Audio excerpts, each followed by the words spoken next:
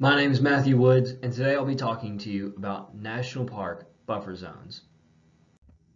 Did you know that there has been nearly a 400% increase in the applications of industrial drilling permits? Now, national parks serve as a vital method to conserving biodiversity and protecting sensitive environments. Not only that, but they also provide an important cultural and historical aspect to our country. Industry is encroaching on the parks, however, and the most effective means to protecting our national parks is through a buffer system. My goal for this presentation is to inform you the audience, about what buffer zones are, where they are needed, success stories around the world, and methods of civic engagement as a solution. Now, what exactly is a buffer zone? A buffer zone is an area peripheral to a specific protected area where restrictions on resource use and special development measures are undertaken in order to enhance the conservation value of the protected area, and that is according to the UN. So, who needs a buffer zone? Why exactly do we need buffer zones?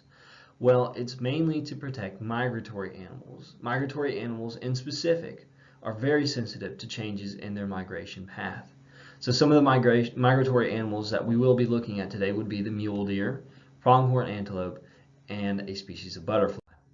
So the mule deer is known as the deer of the West. It is pretty iconic out west, and they have been known to migrate up to 242 miles. But they are a migratory animal, so they are susceptible to industry's encroachment. The next animal is the pronghorn antelope. The pronghorn antelope is native to the Badlands National Park, that range over there, and they have the longest migration in North America. That is, however, except for the caribou. And finally, we have the monarch butterflies.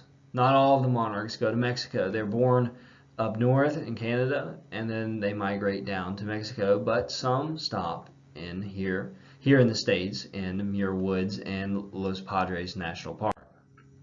So let's talk about industry's effect. And what I mean by industry is logging, mining, and drilling specifically. Now, these three activities cause habitat fragmentation along with deforestation and desertification.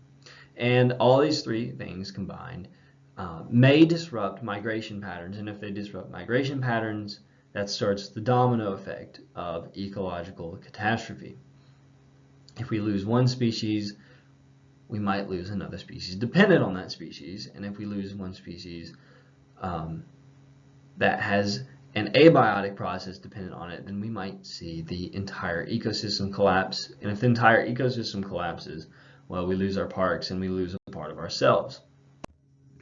So where exactly are buffer zones needed, specifically here in the United States? So on these next few slides, wherever you see red, that is potential or already in place leasing for industrial mining, drilling, and logging. So we had Grand Tetons, and now we have National Historic Park.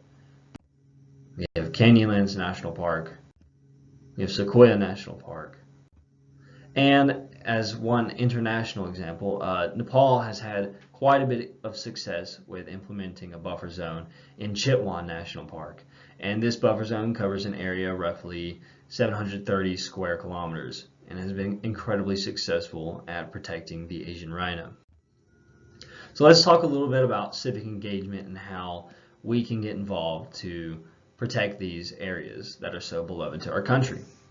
So national parks are run by the federal government, and because they are run by the federal government, we can elect representatives who will propose new policy change and policy change that would enact a buffer zone and better protect these national parks. Not only that, but we can also give our support to nonprofits such as the National Park Conservation Association. You can see here in the picture, solution number 2, pass federal legislation that protects specific park adjacent landscapes. So as you can see, they lobby for and propose better policy. Thank you for listening, and have a wonderful day.